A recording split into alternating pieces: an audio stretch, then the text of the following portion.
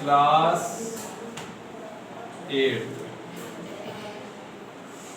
Exercise चल रही है आपकी 11.1 का फोर्थ क्वेश्चन क्या कह रहा है? इन बहुपदों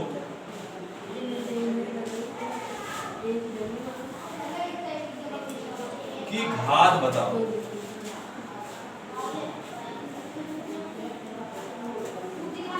इन बहुपदों की घात बताइए। पहला part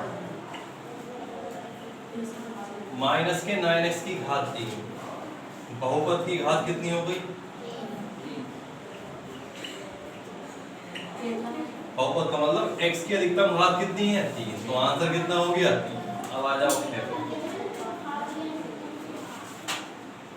4/5 x² y plus 3x की घात 5 प्लस 3। इसमें आपको बहुपद की घात बतानी है, ध्यान से देखेंगे।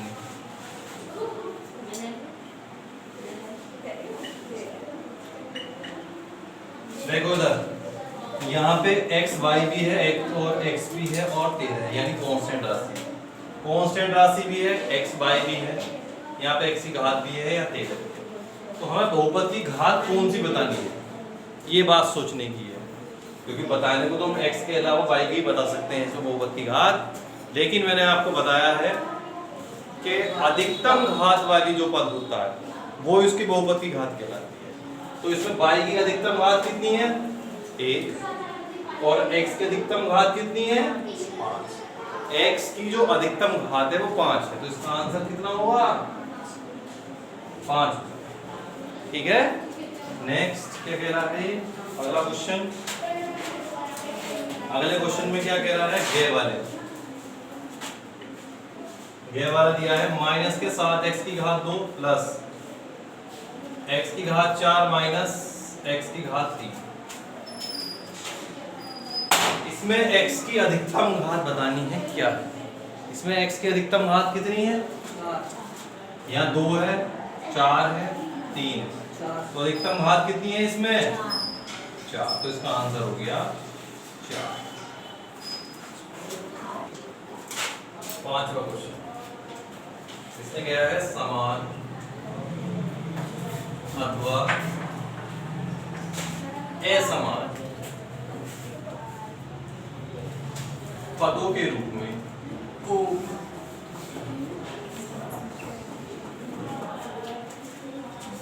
वर्गीकृत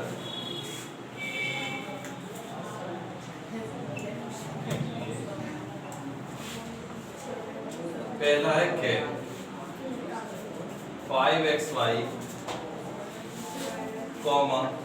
माइनस के x या yx दिया। ये पद समान है या असमान है? देखो इसमें x और y की कितनी घात है?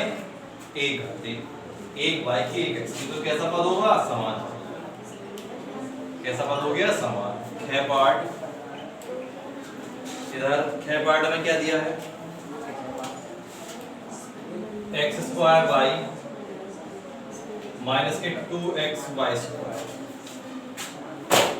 इधर देखो, इसमें x की कितनी घात है? 2, इसमें x की कितनी घात है? 1। दोनों घात अलग हो गई, इधर y की 1 इधर y की कितनी घात है? 2, तो ये अलग हो गया, तो कैसा पद हो गया? असमान, यानी इसकी घातें समान नहीं है दूसरी, असमान पद हो गया। तीसरा पद इसका हमने आप कर लेंगे। ठीक है।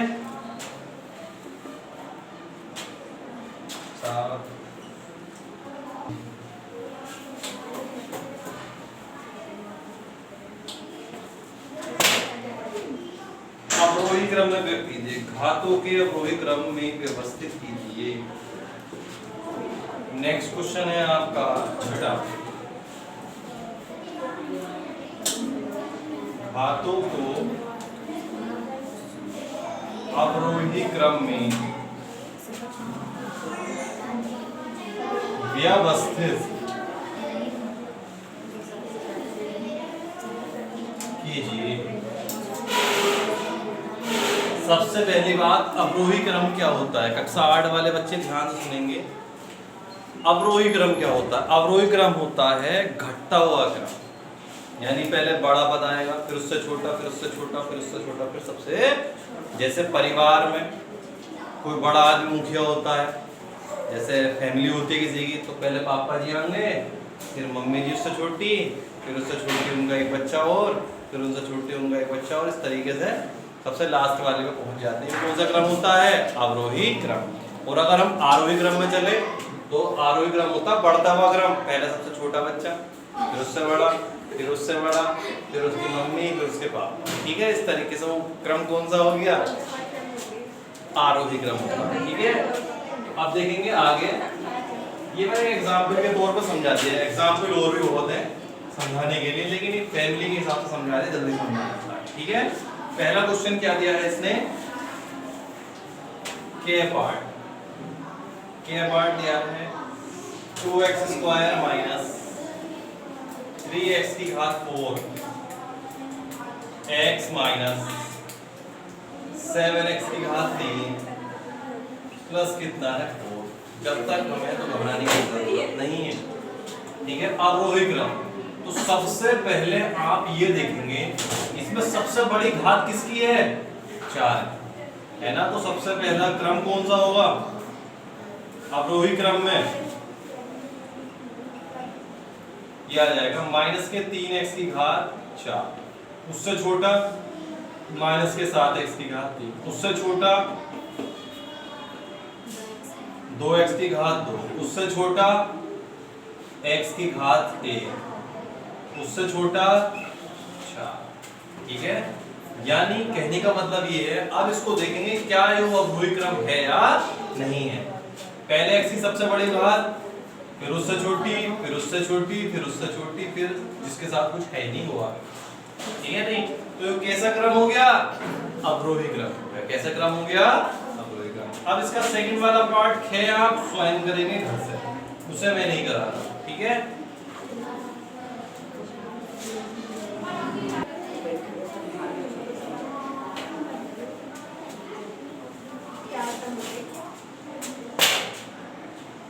निम्नलिखित का योग ज्ञात कीजिए। 7वां क्वेश्चन है 8th क्लास का, योग